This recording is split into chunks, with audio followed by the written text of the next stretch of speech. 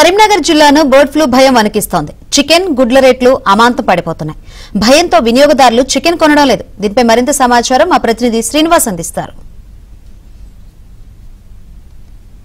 Bird flu భయపెడుతోంది. దీంతో chicken రేట్లు, గుడ్ల రేట్లు అమాంతం తగ్గిపోయాయి. వ్యాపారులంతా లబోదిబోం అంటున్నారు.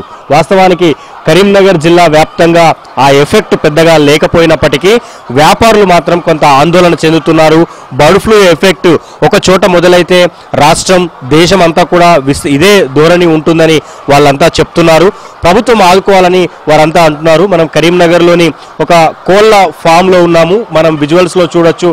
బాయిలర్ కానీ లేయర్ కోళ్ళకు కానీ ఈ బర్డ్ ఫ్లూ సోకటం వల్ల చికెన్ తినేవారిలో ఎక్కువగా భయాందోళన నెలకొంది. అయితే వ్యాపారులు ఏం చెప్తున్నారు, చికెన్ బర్డ్ ఫ్లూకు సంబంధించి కరీంనగర్ వరకు ఆ ప్రభావం ఎలా ఉంది, గుడ్ల రేట్లు ఎలా ఉన్నాయనేది మనతో శ్రీనివాస్ రెడ్డి అని కోళ్ల ఫారానికి సంబంధించిన వ్యాపారవేత్త మనతో ఉన్నారు. వాళ్ళతో మాట్లాడే ప్రయత్నం చేద్దాం. సార్ చెప్పండి, బర్డ్ ఫ్లూ విజృంభిస్తోంది అన్న వార్తలు, అంటే దానివల్ల మీ వ్యాపార కోళ్ళ చికెన్ కానీ లేకపోతే కోళ్ళు కానీ తీసుకెళ్లేవారు తీసుకెళ్తున్నారా? రేట్లు ఎలా ఉన్నాయి ఇప్పుడు? ఈ బర్డ్ ఫ్లూ అనేది వాస్తవంగా ఎక్కడనో ఒక కాడ కొంచెం ఎఫెక్ట్ అనేది ఉండవచ్చు. దాంతో ప్రచారం ఏంది అంటే ఈరోజు మీడియా కావచ్చు, సోషల్ మీడియాలో కావచ్చు, ఇట్లా బర్డ్ ఫ్లూ ఇక్కడ స్టార్ట్ అయింది, అక్కడ స్టార్ట్ అయింది అనే వార్తలు విన్న తర్వాత ప్రజలకు ఏంది అంటే కొంచెం ఆందోళన అనుకుంటూ తింటే ఏమవుతుంది అనే భయంతో ఉన్నారు. కాకపోతే ఇప్పటి వరకు కూడా బర్డ్ ఫ్లూ తోటి మన భారతదేశంలో ఇంతవరకు ఒక వ్యక్తి కూడా చనిపోయిన దాఖలాలు లేవు. ఈ బర్డ్ ఫ్లూ అనేది పక్షుల ద్వారా పక్షులకు సోకించే వ్యాధి, కానీ ఇది మనుషులకు ఇప్పటి వరకు ఎలాంటి దీంతో ఇబ్బంది కూడా లేదు. అంటే నిన్న మొన్నటి వరకు చికెన్ రేట్లు ఎలా ఉన్నాయి? ఇప్పుడు ఈ బర్డ్ ఫ్లూ వార్తల నేపథ్యంలో అంటే కోళ్ళకు కానీ లేదా చికెన్ కానీ ఒక గుడ్డుకు కానీ రేట్లు ఎలా ఉన్నాయి?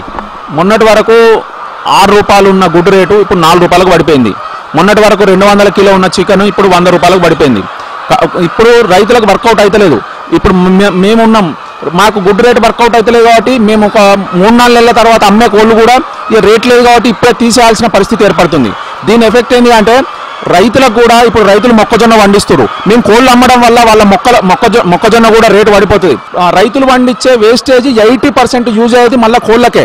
ఒకవేళ ఇండస్ట్రీ మనకు బాగా లేకపోతే ఇప్పుడు వెహికల్ వాళ్ళు, వాళ్ళ కుటుంబాలు, కిరాణా షాప్ వాళ్ళు, గుడ్లు అమ్ముకునే వాళ్ళు, కోళ్ళు అమ్ముకునే వాళ్ళు, వీళ్ళందరూ రోడ్డు మీద పడతారు. ముఖ్యంగా ఇప్పుడు మా కోళ్ళ పారాలల్లో లేబర్ పనిచేస్తారు. ఇప్పుడు మేము ఈ ఒకవేళ కోళ్ళు గిట్ట అమ్ముకొని మళ్ళీ కొత్త బ్యాచ్లు గిట్ట వేయకపోతే లేబర్కు మొత్తము నిరుద్యోగులు అయ్యి వాళ్ళ ఇళ్ళల్లో పోయే పరిస్థితి ఏర్పడుతుంది. వాళ్ళ ఫ్యామిలీస్ కూడా రోడ్డు మీద పడతాయి. కావున డైరెక్ట్గా ఇండైరెక్ట్గా రైతుల మీద అందరి మీద ఇబ్బంది ఉంటుంది. కాబట్టి దయచేసి పుకారాలు వ్యాప్తి చెందకండి. మన దగ్గర ఎలాంటి బర్డ్ ఫ్లూ లేదు. ప్రభుత్వాన్ని ఏం కోరుకుంటున్నారు? ఇండస్ట్రీ అంటే కోళ్ళ ఫామ్ ఇండస్ట్రీ కనుక ఆ ఇబ్బందులలో ఉంటే ప్రభుత్వాన్ని ఏమని ఏం డిమాండ్ చేస్తున్నారు ప్రభుత్వాన్ని? ఇప్పుడు ప్రభుత్వాన్ని మేము డిమాండ్ చేసేది ఏంటంటే ఇట్లాంటి పుకారాలు దయచేసి ఎవరు లేపినా కూడా వాళ్ళ మీద చర్య తీసుకోవాలి. ఒకటి. రెండవది, ఇండస్ట్రీని కాపాడాలి, ప్రభుత్వం బాధ్యత తీసుకోవాలి. కాబట్టి ఇండస్ట్రీకి మాకు ఇట్లాంటి క్లిష్టమైన పరిస్థితులలో మమ్మల్ని ఎంకరేజ్ చేసి మళ్ళీ మేము తొందరగా కోలుకునేదాకా ప్రభుత్వం బాధ్యత తీసుకోవాలి. మా అందరికి కూడా కొన్ని ఏమైనా సబ్సిడీలు ఇవి అవి ఉంటే కూడా ప్రభుత్వం తరఫున కూడా చూడాలని చెప్పి మేము రిక్వెస్ట్ చేస్తున్నాం ప్రభుత్వాన్ని. మన దగ్గర ప్రభావం ఉందా? ఎందుకంటే ఆంధ్రప్రదేశ్లో ఎక్కువగా ఉంది, అక్కడ అధికారులు కూడా ప్రకటించారు. సో మన దగ్గర ఆ పరిస్థితి ఉందా?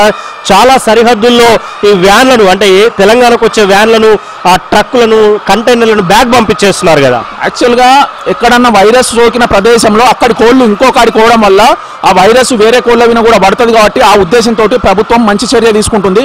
ఎక్కడైతే ప్రాబ్లం ఉంటుందో అక్కడ క్వారంటైన్ చేసి అక్కడి నుంచి కోళ్ళు బయటకు తీసుకుపోకుండా చూడడం అనేది మంచి పద్ధతి. ప్రభుత్వం చేసేది నాకు తెలిసైతే ఆ రకంగా చేస్తుందని అనుకుంటున్నాను.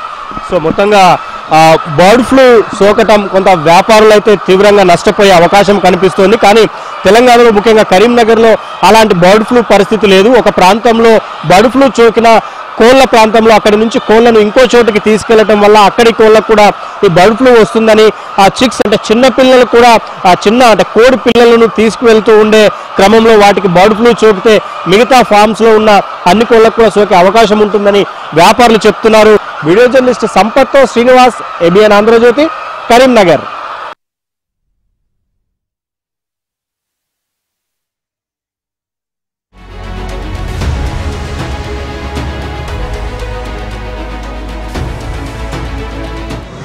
Complete